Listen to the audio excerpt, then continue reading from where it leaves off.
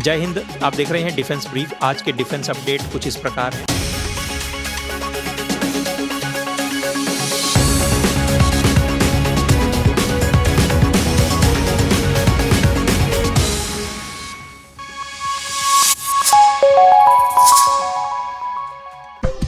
भारतीय नौसेना का युद्धपोत आईएनएस इम्फाल अपनी पहली विदेशी यात्रा के तहत 10 मार्च 2025 को पोर्ट लुइस, मॉरिशस पहुंच चुका है। आईएनएस इम्फाल 12 मार्च को होने वाले 57वें मॉरिशस राष्ट्रीय दिवस समारोह में भाग लेगा। इस अवसर पर भारतीय नौसेना की ओर से मार्चिंग कंटिंजेंट, नेवी बैंड और एक हेलीकॉप्टर द्वारा फ्लाई पास्ट का प्रदर्शन किया जाएगा। इस भव्य समारोह में भारत के माननीय प्रधानमंत्री श्री नरेंद्र मोदी मुख्य अतिथि के रूप में शामिल होंगे। आईएनएस इम्फाल 10 से 14 मार्च तक पोर्ट लुइस में रहेगा। इस दौरान वह संयुक्त प्रशिक्षण कार्यक्रम, सांस्कृतिक आदान प्रदान, खेल प्रतियोगिताओं और सामुदायिक सहभागिता जैसी गतिविधियों में हिस्सा लेगा। इसके अलावा मॉरिशस कोस्ट गार्ड शिप्स के साथ joint exclusive economic zone petrol और समुद्री अभ्यास भी किया जाएगा। यह तैनाती भारत की नेबर फर्स्ट पॉलिसी और सागर यानी security and growth for all in the region vision का हिस्सा है। यह साझेदारी हिंद महासागर क्षेत्र को सुरक्षित, स्थिर और समृद्ध बनाने के भारत के मजबूत संकल्प को दर्शाती है।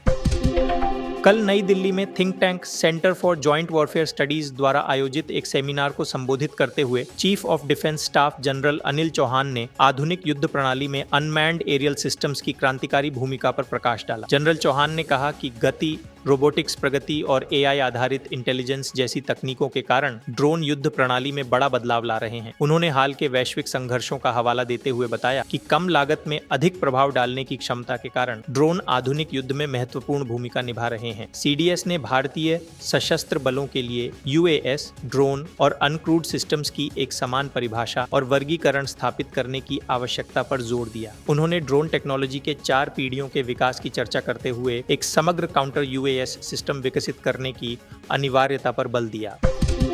भारत और जापान के बीच संयुक्त सैन्य अभ्यास धर्म गार्जियन 2025 का 6ठा संस्करण सफलतापूर्वक संपन्न हो गया है। धर्म गार्जियन भारत और जापान के बीच आयोजित एक द्विपक्षीय सैन्य अभ्यास है, जिसका उद्देश्य दोनों देशों की सेनाओं के बीच रणनीतिक तालमेल बढ़ाना और आतंकवाद विरोधी अभियानों में समन्वय स्थापित करना है। इसे हर साल बारी बारी से भारत और जापान में आयोजित किया जाता है। इसका पिछला संस्करण 25 फरवरी से 9 मार्च 2024 तक भारत में राजस्थान की महाजन फील्ड फायरिंग रेंज में आयोजित किया गया था। धर्म गार्जियन 2025 को जापान के ईस्ट फूजी प्रशिक्षण क्षेत्र में 24 फरवरी से 9 मार्च 2025 तक आयोजित किया गया। इस वर्ष के संस्करण में आतंकवाद विरोधी अभियानों, जंगल और शहरी युद्ध कौशल, संयुक्त मिशन योजना, सर्वाइवल ड्रिल और विशेष सामरिक युद्धाभ्यास शामिल थे। अभ्यास के दौरान युद्ध क्षेत्र में संयुक्त कमान नियंत्रण, इंटेलिजेंस शेयरिंग और सैन्य तकनीकों के आदान प्रदान पर भी जोर दिया गया।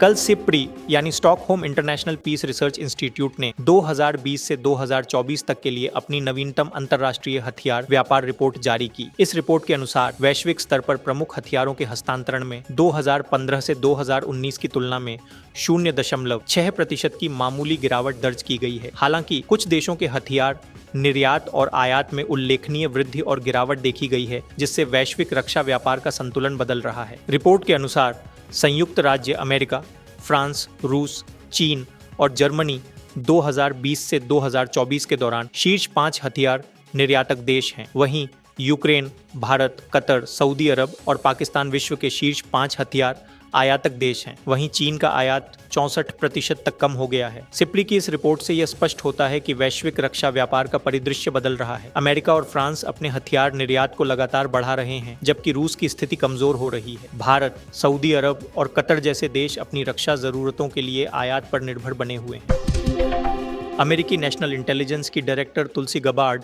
अपनी इंडो पैसिफिक यात्रा के तहत भारत का दौरा करेंगी। वह अमेरिकी राष्ट्रपति डोनाल्ड ट्रंप के सत्ता में आने के बाद भारत विजिट करने वाली पहली अधिकारी होंगी। तुलसी गबार्ड ने सोशल मीडिया प्लेटफॉर्म एक्स पर इसकी जानकारी देते हुए बताया कि उनकी यात्रा जापान, थाईलैंड और भारत तक होगी। गबार्ड ने इस दौरे को शांति, स्वतंत्रता और समृद्धि को बढ़ावा देने के लिए मजबूत संबंधों, आपसी समझ और खुले संवाद को जरूरी बताया। इस यात्रा की शुरुआत होनोलुलु, हवाई से होगी, जहां गबार्ड अमेरिकी खुफिया समुदाय, यूएस इंडो पैसिफिक कमांड के अधिकारियों और सैन्य कर्मियों से मुलाकात करेंगी। इसी तरह की डिफेंस न्यूज़ के लिए हमारे चैनल को सब्सक्राइब जरूर करें।